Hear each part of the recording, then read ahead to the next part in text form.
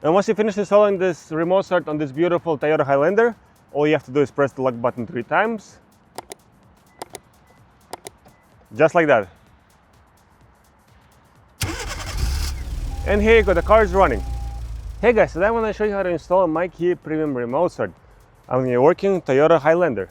It is suitable for 2014 to 2019 models. This product is 100% plug and play. You don't need to cut any wires and it works with your original key. This remote start is designed for models with push button start system. So if you have a regular key start, this product is not for you. For this product, we're going to be working with the push to start system. Now let me show you how to install it. In this package, you're going to get a T-harness and a module. And for this installation, all we need is a 10mm wrench, a Phillips screwdriver, and a trim removal. And if you don't have the trim removal, you could simply use a flat screwdriver. So first, we're going to be removing this panel. And before then, I'm going to be unscrewing this little plastic. Just like that. So now I'm going to be removing this panel. It's holding on clips, so you could simply unclip it. Just like that.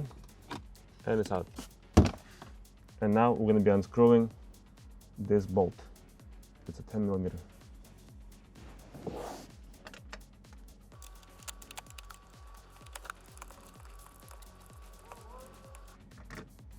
This bolt is out, and now we're going to be using a screwdriver. And now we're going to be unscrewing this screw.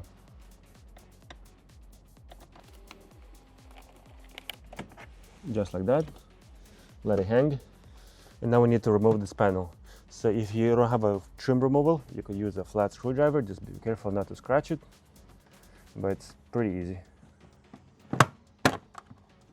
Just like that. And pull it out. And now we're going to be popping this panel towards you. So grab it from the sides.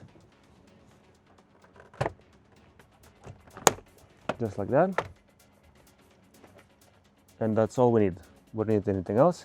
We're going to be unplugging the connector from the inside. Now that this panel is out, leave it like this. We're going to be removing this panel right underneath the steering column.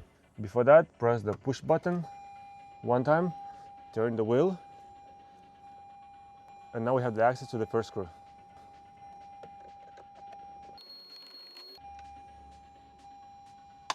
And turn the wheel the other way, so we have the access to the second screw.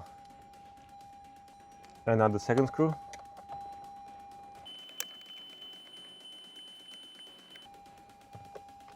Just like that. And now we're going to remove this panel. We're going to start from the sides, push it in a little bit, and it comes right out. So now gently pull this panel towards you. Don't pull it too much, otherwise you might snap it. And I'm going to be disconnecting this connector right here. We're going to squeeze the pin and pull the connector out. Just like that. And all we're doing is we're pressing this pin and pulling the connector out. And now we're going to be connecting it to the T-harness. So all these connectors are different sizes, and including your connectors inside your car. So don't worry, you're not going to mismatch them. So the bigger connector goes in first, just like that. Make sure it clicks, make sure it's all the way in.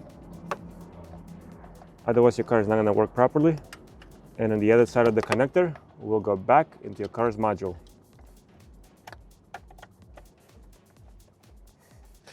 Also make sure it clicks and make sure it's all the way in. Just like that. And now this side of the connector, the second one, we're going to run it right behind this area.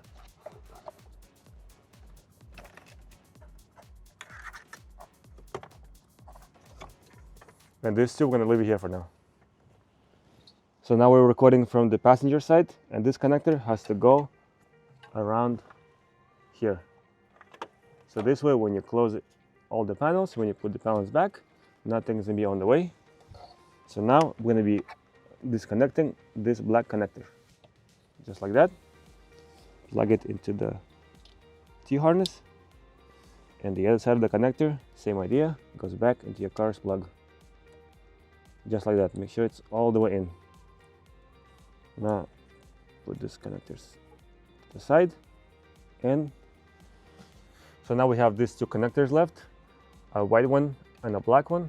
The black one we're going to be plug it in first, and before you plug it in, press this button on the module and hold it. Plug in the black connector, you're going to see the flashing light. Let go, and now we're ready to connect the white connector.